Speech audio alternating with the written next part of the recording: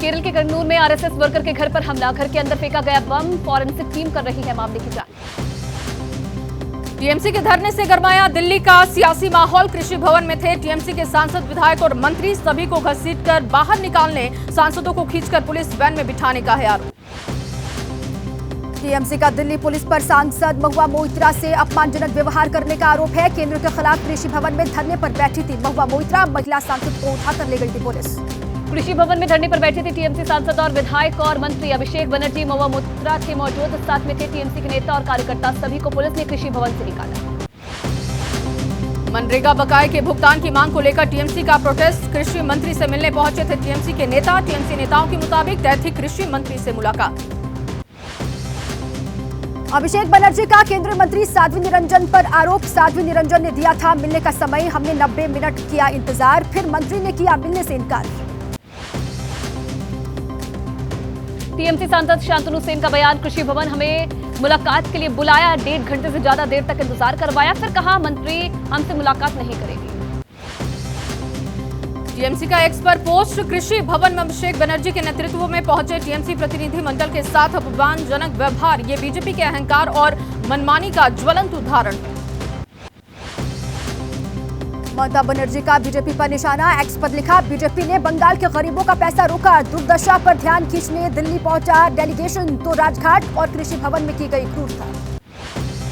दिल्ली में टीएमसी के धरने के दौरान हंगामा, पश्चिम बंगाल में भी गरमाई सियासत। टीएमसी यूथ विंग का ब्लॉक लेवल तक विरोध प्रदर्शन का ऐलान, कल राजभवन घेरेंगे टीएमसी नेता।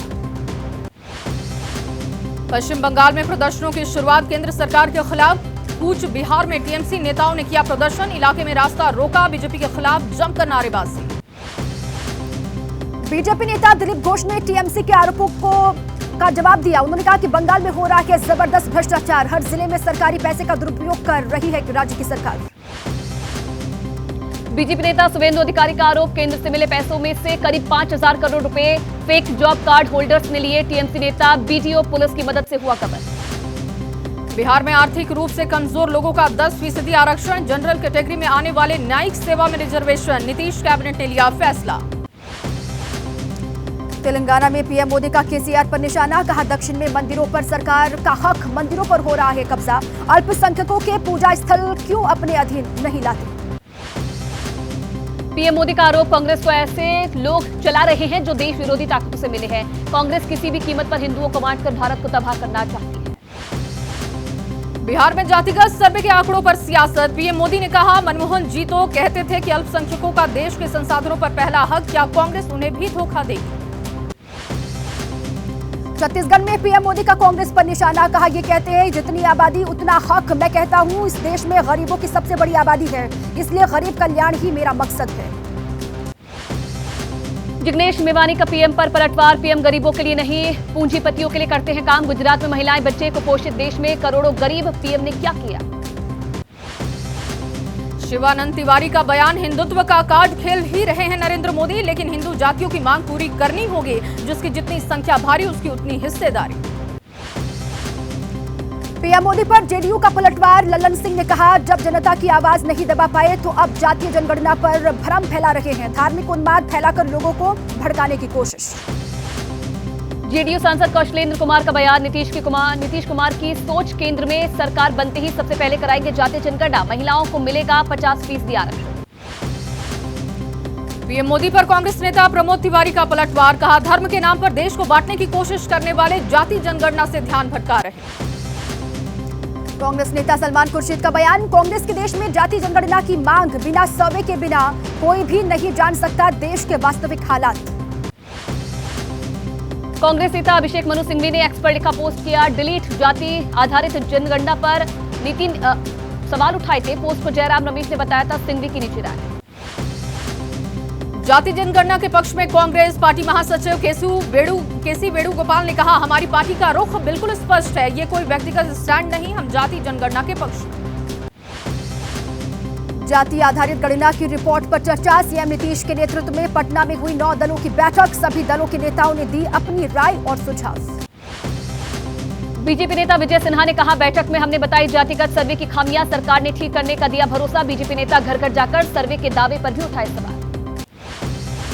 जातीय जनगणना पर बिहार बीजेपी अध्यक्ष सम्राट चौधरी का बयान, अभी तो रिपोर्ट आई भी नहीं है, ये तो एक पन्ने की रिपोर्ट है, पूरी जानकारी मिलने पर जनता करेगी विश्वास।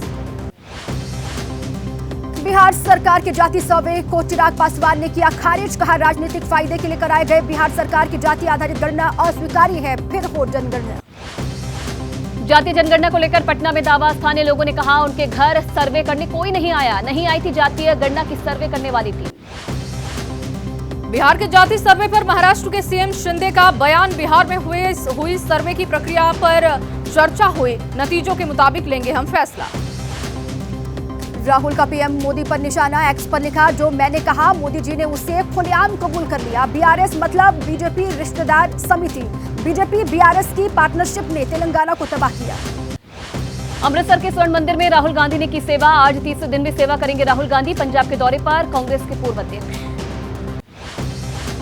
छत्तीसगढ़ की कांग्रेस सरकार पर पीएम मोदी का आरोप, छत्तीसगढ़ सरकार को बताया आकंठ भ्रष्टाचारी, कहा छत्तीसगढ़ के सीएम अपनी सरकार बचाने में लगे।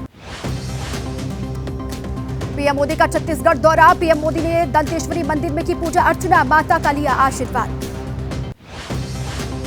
छत्तीसगढ़ में नगरनार स्टील प्लांट को लेकर सियासत हुई तेज, प्लांट के निजीकरण के विरोध में कांग्रेस, सीएम भूपेश बघेल ने कहा विरोध में पीएम के कार्यक्रम में नहीं पहुंचा कोई।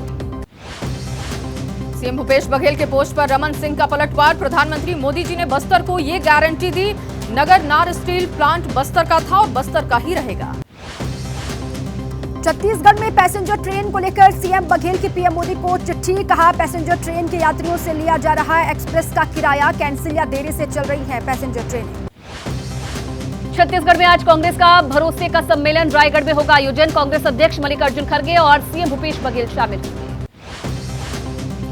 मध्य प्रदेश के सीहोर बुधनी विधानसभा में जनता से सीएम शिवराज का सवाल, जनता से पूछा कि मैं चुनाव लड़ूं या नहीं, इससे पहले भी सीएम शिवराज हुए थे भावुक। एमपी के मंत्री भूपेंद्र सिंह का कांग्रेस पर आरोप, कहा लोकायुक्त से हुई शिकायत में क्लीन चिट मिलने से बौखलाई कांग्रेस, अब किसी महिला से आरोप लगवाकर मेरे चरित्र हनन की कोशिश की। हरियाणा सरकार में शामिल जेजेपी को लेकर बीजेपी नेता का बयान, वीरेंद्र सिंह ने कहा अगर बीजेपी जेजेपी गठबंधन जारी रहा तो बीजेपी छोड़ दूंगा।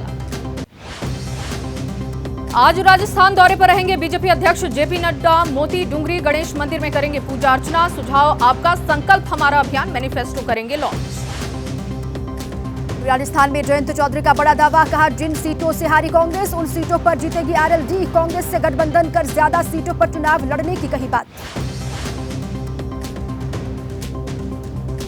मामन खान की अंतरिम जमानत पर बोले नो विधायक आफ्ताब अहमद, कहा नो हिंसा के लिए प्रशासन और सरकार जिम्मेदार, नाकामी छुपाने के लिए कांग्रेस पर आरोप। महाराष्ट्र में सियासी हलचल बढ़ी, स्वास्थ्य कारणों का हवाला देते हुए कैबिनेट बैठक में नहीं शामिल हुए अजीत पवार, लेकिन आवास पर मंत्रियों विधायकों के साथ बैठक की। दिल्ली पहुंचे सीएम शिंदे और डिप्टी सीएम फडणवीस, केंद्रीय गृह मंत्री अमित शाह की मुलाकात, आवास पर हुई तीनों नेताओं की बैठक। मुंबई से सटे कल्याण में उत्तर भारतीय फेरी वालों की पिटाई, संजय निरुपम सहित दूसरे नेताओं का अल्टीमेटम, अगर 24 घंटे में आरोपी एमएनएस पर कार्रवाई नहीं तो पुलिस थाने पर धरना प्रदर्शन। महाराष्ट्र के नांदेड़ में सरकारी अस्पताल में मौत के मामले पर सीएम शिंदे गंभीर, कहा विस्तृत जांच कर दोषियों के खिलाफ होगी कार्रवाई। नांदेड़ मामले में शिवसेना उद्धव गुट के नेता आनंद दुबे ने शिंदे सरकार पर हमला बोला, कहा कोई जिम्मेदारी लेने को तैयार नहीं है, सरकार पूरी तरीके से फेल। मुंबई में नांदेड़ मामले पर सपा नेता अबू आजमी का बयान, कहा मरीजों की मौत की जिम्मेदार सरकार है, अस्पतालों में डॉक्टर और दवाओं की कमी। संभल में सपा सांसद शफीकुर रहमान बर्क का बयान, अयोध्या में बनाई जा रही मस्जिद का उद्घाटन किसी मुसलमान से कराया जाए। निजी न्यूज पोर्टल पर ईडी की कार्रवाई, दिल्ली के दफ्तर में ईडी अधिकारियों की जांच पड़ताल, पोर्टल पर चीनी प्रोपेगेंडा फैलाने का आरोप है, दफ्तर सील किया गया। निजी न्यूज पोर्टल पर ईडी की कार्रवाई का कांग्रेस ने किया विरोध, कांग्रेस बोली जनता की आवाज दबाने की हो रही है कोशिश। आरजेडी सांसद मनोज झा बोले आलोचना करने वालों पर हो रही है कार्रवाई, इससे दुर्भाग्यपूर्ण कुछ नहीं। न्यूज पोर्टल पर हुई छापेमारी पर अखिलेश यादव ने भी उठाई सवाल, कहा ईमानदार खबर विषयों पर बीजेपी हुक्मरानों ने हमेशा डाले हैं छापे। छापेमारी पर सीपीआई महासचिव सीताराम येचुरी बोले मीडिया और अभिव्यक्ति की आजादी पर हमला, छापेमारी की वजह पता नहीं। केंद्रीय मंत्री अनुराग ठाकुर का विपक्ष को जवाब, कहा अगर किसी ने गलत किया है तो एजेंसी करेगी कार्रवाई, एजेंसियां हैं स्वतंत्र। मनीष सिसोदिया की जमानत याचिका पर आज सुप्रीम कोर्ट में सुनवाई, कोर्ट ने सीबीआई और ईडी को नोटिस जारी कर जवाब मांगा। लैंड फॉर जॉब केस में दिल्ली की कोर्ट में आज सुनवाई। सीबीआई ने दाखिल की नई चार्जशीट। तेजस्वी यादव को भी आरोपी बनाया। आज कोर्ट में हाजिर हो सकते हैं लालू, तेजस्वी और राबड़ी। झारखंड के सीएम हेमंत सोरेन को 5वीं बार ईडी का समन जारी। जमीन घोटाले मामले में पूछताछ के लिए आज सीएम हेमंत को ईडी के सामने होना है पेश। 2008 मालेगांव बम ब्लास्ट मामले की एनआईए स्पेशल कोर्ट में हुई सुनवाई। धारा 313 के तहत सभी आरोपियों के बयान दर्ज किए गए। दिल्ली के जैतपुर इलाके से गिरफ्तार किए गए आतंकी शाहनवाज का फ्लैट हुआ सील। कमरे से मिले हथियार और संदिग्ध किताबें। दिल्ली पुलिस के स्पेशल सेल ने सोमवार को की थी 3 संदिग्ध आतंकियों की गिरफ्तारी। इन पर एनआईए ने रखा था 3 लाख रुपए का इनाम। गिरफ्तार आतंकियों में शहनवाज भी शामिल। यूपी के मुरादाबाद से गिरफ्तार किए गए संदिग्ध आतंकी अरशद वारसी का सीसीटीवी फुटेज आया सामने। जांच के लिए अरशद की ससुराल पहुंची जांच एजेंसी की टीम। 3 घंटे तक हुई पूछताछ। वायुसेना चीफ बीआर चौधरी का बयान। बोले चीन पाक के ज्वाइंट वेंचर पर रख रहे हैं नजर। रूस से भारत को मिले 3 S-400 यूनिट। अमृतसर के धनोवा खुर्द से बरामद हुआ पाकिस्तानी ड्रोन। मौके से 470 ग्राम हेरोइन भी बरामद। पाक सीमा से लगते इलाकों में बीएसएफ ने बढ़ाई चौकसी। दिल्ली के प्रगति मैदान में भारत मंडपम में आयोजित होगी नौसेना की प्रदर्शनी। 2 दिनों की एग्जीबिशन में 75 स्वदेशी नई टेक्नोलॉजी का प्रदर्शन किया जाएगा। लंदन से स्वदेश वापस लौटेगा शिवाजी का वाघ नख। महाराष्ट्र सरकार के मंत्रियों के लंदन दौरे पर MOU साइन। ब्रिटेन के संग्रहालय से वापस लाया जाएगा बाघ के पंजे से बना खंजर। माता अमृतानंदमयी के जन्मदिन पर बोले पीएम मोदी, उनके मिशन प्रेम और करुणा का प्रसार निरंतर आगे बढ़ता रहे। पिछले 10 वर्षों में अम्मा के कार्य का प्रभाव कई गुना बढ़ा। आरबीआई गवर्नर शक्तिकांत दास की अध्यक्षता में मुंबई में बैठक। 6 सदस्यीय मॉनिटरी पॉलिसी कमेटी की बैठक आज से शुरू होगी। 6 अक्टूबर को बैठक के नतीजों का ऐलान किया जाएगा। हिमाचल प्रदेश में मुख्यमंत्री सुख आश्रय योजना शुरू करेंगे। योजना से 2700 बच्चों को हर माह मिलेंगे 4-4 हजार रुपए। अनाथ बच्चे, निराश्रित महिलाओं और बुजुर्गों को मिलेगी मदद। यूपी के फिरोजाबाद में पुलिस ने की युवक की पिटाई। युवक पर लात घूस से बरसा रहे पुलिसकर्मी। अपनी पत्नी से झगड़ा कर रहा था युवक। ठाणे के कोपर इलाके में ताश के पत्तों की तरह गिरी इमारत। देखते ही देखते पूरी तरीके से ढह गई इमारत। इमारत के पास खड़ी कई गाड़ियां मलबे में दबी। मकान का मलबा गिरने से वाहनों को पहुंचा नुकसान। मकान के पास पार्क की गई कारों पर गिरा मलबा। गनीमत रही कि हादसे के समय मकान के अंदर कोई नहीं था, जिस वजह से कोई जनहानि नहीं हुई। लोगों को आगाह करने पर राहगीर भी हुए चौकन्ने। लालबाग के भक्तों के बीच सक्रिय था लुटेरा गिरोह। भीड़ का फायदा उठाकर लूट की साजिश। अब तक 20 लुटेरों को गिरफ्तार किया जा चुका है। ओडिशा के बालासोर अस्पताल परिसर में घुसा बारिश का पानी। अस्पताल के मुख्य गेट पर कई फीट पानी भरा। अस्पताल के अंदर भी भरा कई फीट पानी। रिसेप्शन से लेकर वार्ड और डॉक्टर्स के रूम में भरा कई फीट पानी। ग्राउंड फ्लोर को कराया गया खाली। यूपी के सोनभद्र में बाढ़ से आम लोग बेहाल। मुख्य मार्ग पर बह रहा कई फीट पानी। रोड से गुजरने वाले राहगीर परेशान। जम्मू कश्मीर में समय से पहले ही होने लगी है बर्फबारी। जो जिला इलाके में गिरी बर्फ। मौसम विभाग ने अगले 72 घंटे में बारिश और बर्फबारी की आशंका जताई है।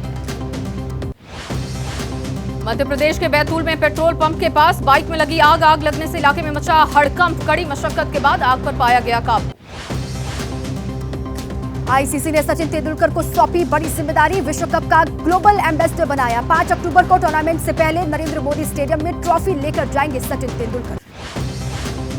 एशियन गेम्स में भारत के नाम 2 और गोल्ड मेडल। 5000 मीटर रेस में पारुल चौधरी ने और जेवलिन थ्रो में अन्नू रानी ने जीता सोना। एशियन गेम्स में भारत के प्रवीण चित्रवेल ने जीता ब्रॉन्ज। मेंस ट्रिपल जंग में प्रवीण को मिला कांस्य पदक। एशियन गेम्स में भारत के मोहम्मद अफजल का जलवा। पुरुषों की 800 मीटर दौड़ में जीता सिल्वर मेडल।